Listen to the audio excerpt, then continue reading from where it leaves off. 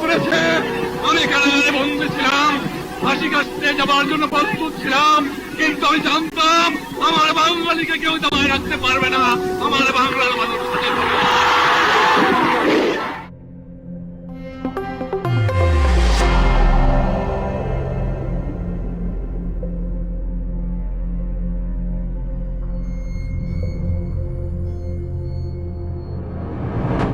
দশই জানুয়ারি 1972 বাঙালির ইতিহাসের এক অবিস্মরণীয় দিন, বঙ্গবন্ধুর স্বদেশ প্রত্যাবর্তন দিবস। আজ যখন আমরা স্বাধীন দেশে মুক্ত বাতাসে নিঃশ্বাস নিচ্ছি, তখন একবার ভাবুন তো, বঙ্গবন্ধু জন্ম না নিলে কি হতো? হয়তো আজও আমরা পাকিস্তানিদের শাসন আর অমানবিক শোষণে কোণঠাসা হয়ে থাকতাম। পাকিস্তানের জন্মে আমাদের নেতাদের অবদান ছিল অনস্বীকার্য। 1940 সালের 23শে মার্চ যে লাহোর প্রস্তাব উত্থাপন করা হয়েছিল, তা করেছিলেন আমাদেরই নেতা শেরে বাংলা AK ফজলুল হক। অথচ পাকিস্তান হওয়ার পর কি দেখা গেল? আমাদের এই মহান নেতাদের সাথে তুচ্ছ তাচ্ছিল্য করা হয়েছে। শেরে বাংলা ও হোসেন শহীদ সোহরাওয়ার্দী উভয়ই অবিভক্ত বাংলার প্রধানমন্ত্রী ছিলেন। অথচ 1954 সালের নির্বাচনে জয়ী হওয়ার পরও শেরে বাংলাকে মাত্র 56 দিন ক্ষমতায় থাকতে দেওয়া হয়েছিল। পাকিস্তানিরা নিজেদেরকে সব সময়ই আমাদের প্রভু মনে করত। 1970 সালের নির্বাচনে বঙ্গবন্ধু পুরো পাকিস্তানের বৈধ প্রধানমন্ত্রী হওয়ার গণরায় পান।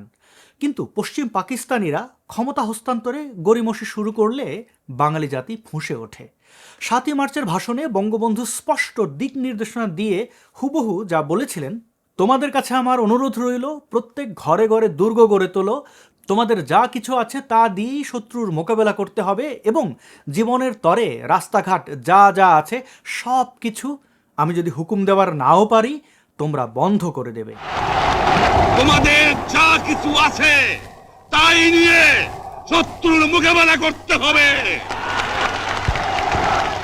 এবং জীবনের তরে রাস্তাঘাট যা যা আছে সব কিছু আমি যদি হুকুম দেবার নাও পারি, তোমরা বন্ধ করে দেবে। তিনি জানতেন তাকে গ্রেপ্তার বা হত্যা করা হতে পারে, তাই হুকুম দেওয়ার অনুপস্থিতিতেও কি কি করতে হবে তা বলে গিয়েছিলেন। ইউনেস্কো এই ভাষণকে বিশ্বের গুরুত্বপূর্ণ প্রামাণ্য ঐতিহ্য হিসেবে স্বীকৃতি দিয়েছে। আজও যারা ইতিহাস নিয়ে বিভ্রান্তি ছড়ান, তারা কি জানেন জিয়াউর রহমান নিজে কি লিখেছিলেন? দৈনিক বাংলায় একটি জাতির জন্ম নিবন্ধে তিনি বঙ্গবন্ধুকে জাতির পিতা হিসেবে উল্লেখ করে লিখেছিলেন, কোট, 7ই মার্চ রেসকোর্স ময়দানে বঙ্গবন্ধুর ঐতিহাসিক ঘোষণা আমাদের কাছে এক গ্রিন সিগন্যাল বলে মনে হলো, আনকোট। শুধু তাই নয়, কালুরঘাট বেতার কেন্দ্র থেকে জিয়াউর রহমানের সেই ঐতিহাসিক ইংরেজি ঘোষণাটি শুনুন। On behalf of our great national leader, the Supreme Commander of Bangladesh, Sheikh Mujibur Rahman, do hereby proclaim the independence of Bangladesh. I, Major Zia, on behalf of our great leader, the Supreme Commander of Bangladesh, Sheikh Mujibur Rahman, do hereby proclaim the independence of Bangladesh. মানে দাঁড়ায়, আমি major Zia আমাদের মহান নেতা এবং বাংলাদেশের সর্বাধিনায়ক শেখ মুজিবুর রহমানের পক্ষে বাংলাদেশের স্বাধীনতা ঘোষণা করছি। অথচ একদল লোক অপপ্রচার চালায় এই বলে যে বঙ্গবন্ধু নাকি পালিয়ে গিয়েছিলেন। এই মিথ্যাচার দেখলে স্বয়ং গোয়েবলস লজ্জা পেতেন। বঙ্গবন্ধু পালাননি, তিনি আত্মগোপন না করে সীমাহীন সাহসের সাথে নিজ বাসভবনে অবস্থান করছিলেন। পাকিস্তানিরা তাকে বন্দি করে নিয়ে গিয়ে সামরিক আদালতে মৃত্যুদণ্ড দিয়েছিল, কিন্তু বাঙালির স্বাধীনতার আকাঙ্ক্ষা তারা রুখতে পারেনি। 26শে মার্চ গ্রেপ্তারের আগে বঙ্গবন্ধু যে স্বাধীনতার ঘোষণা করেছিলেন, তার প্রমাণ মেলে সেই সময়ের আন্তর্জাতিক সংবাদ মাধ্যমগুলোতে। বিবিসির খবর থেকে শুরু করে ডক্টর কামাল হোসেন কিংবা স্বাধীন বাংলা বেতার কেন্দ্রের সংগঠক বেলাল মোহাম্মদের বক্তব্য, সবখানেই সত্যটি দিবালোকের মতো পরিষ্কার। বঙ্গবন্ধু অত্যন্ত বিচক্ষণতার সাথে জাতিকে, অর্থাৎ এই বাংলাদেশের মানুষদেরকে লক্ষ্যপানে নিয়ে গিয়েছিলেন।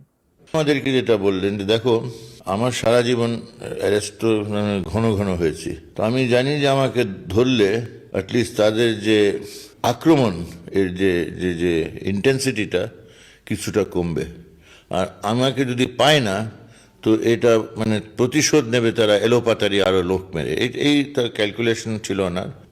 এইভাবে আমরা সেপারেট হলাম, আর সেই রাত্রে কিন্তু 32 নম্বর এসে বঙ্গবন্ধুকে ধরে নিয়ে গেছে আর কি, অ্যারেস্ট করে নিয়ে গেছে। স্বাধীন বাংলা বেতার কেন্দ্রের নিরাপত্তার ব্যবস্থা করার জন্য আমি এদিক ওদিক খোঁজ করতে পেয়ে এক বন্ধু আমাকে বললেন একজন মেজর আছেন পটিয়াতে, 150 সৈন্য নিয়ে হেডকোয়ার্টারের বাইরে ছিলেন এবং উনি পটিয়ায় আছেন। তারপর 27 মার্চ দিনে আমি পটিয়ায় চলে গেছি। পটিয়া থেকে কালুরঘাটে আমরা যখন পৌঁছলাম তখন প্রায় সন্ধ্যা হয় সময়, এবং এসে প্রোগ্রাম শুরু করা হলো।